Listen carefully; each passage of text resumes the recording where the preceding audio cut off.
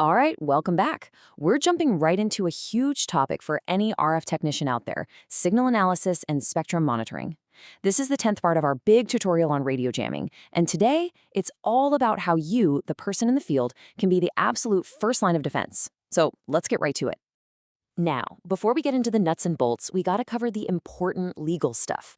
This whole series is based on a fantastic report from RFI detectives, and we're doing this for one reason, to help you, the professional, get better at mitigating interference.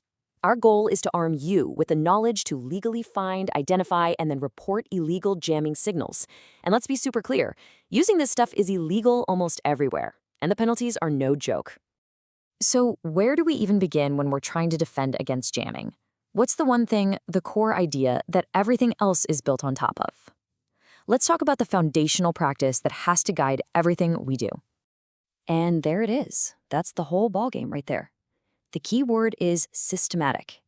This isn't about just taking a quick look at the spectrum every now and then. Nope. It's about constant, methodical watching. You have to know what normal looks like before you can ever spot something abnormal. Without that baseline, you're just flying blind, hoping to get lucky. This is your shield. Okay, so knowing the principle is great, but a principle without the right tool is just a nice idea. To actually put this into practice, you need a very specific piece of gear in your toolkit. Let's talk about the single most essential piece of hardware for this job. Say hello to your new best friend, the Real-Time Spectrum Analyzer, or RTSA for short.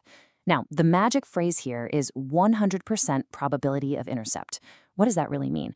It means if a signal blips into existence for even a microsecond within its bandwidth, the RTSA sees it, guaranteed. It doesn't blink. And this is exactly why that 100% POI is such a game changer. See, old school jammers were kind of dumb. They just blast noise continuously. But modern jammers, they're sneaky. They can pop on and off in tiny pulses, what we call low duty cycle, or they can sweep across frequencies in the blink of an eye. A normal spectrum analyzer that just takes samples every so often, it would miss them completely. The RTSA, though, it catches them red-handed every single time. Okay, so your RTSA is screaming it's found something. You've officially detected a suspicious signal. Now the real work begins. It's not enough to just know it's there. You have to understand it. You've got to become a detective and characterize this thing. And this is the first big question you have to ask yourself out on the job. Because how you answer this changes everything. Your next steps, your report, and the potential threat level.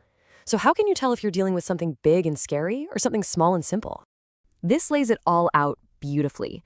Think of military-grade jammers as surgical instruments. They're high-power, incredibly sophisticated, maybe hopping around frequencies, and designed to cause a lot of trouble over a huge area. Civilian jammers, they're more like a sledgehammer, usually just crude, low-power noise generators bought online.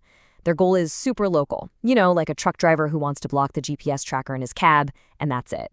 So, you've analyzed the signal, you have a pretty good idea of what you're up against. Now, it's time to act.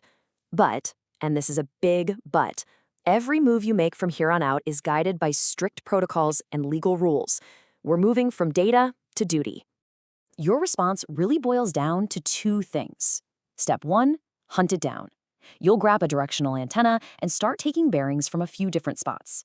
Eventually, those lines you're drawing on the map will cross, and boom, that's your source. Step 2, report it.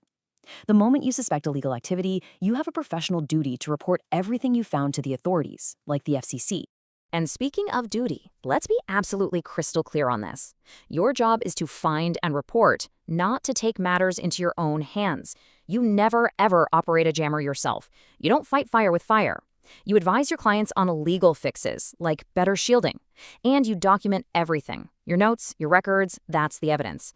Compliance isn't just a good idea, it's the core of being a professional. So let's wrap up with a look to the future. Everything we've talked about today works for the threats we're facing right now, but the tech is always evolving. Jammers are getting cheaper, smarter, and easier to get. So the real question for you, for all of us on the front lines, is what's next? How will our strategies have to change to keep up with the next wave of threats? That's the challenge that lies ahead.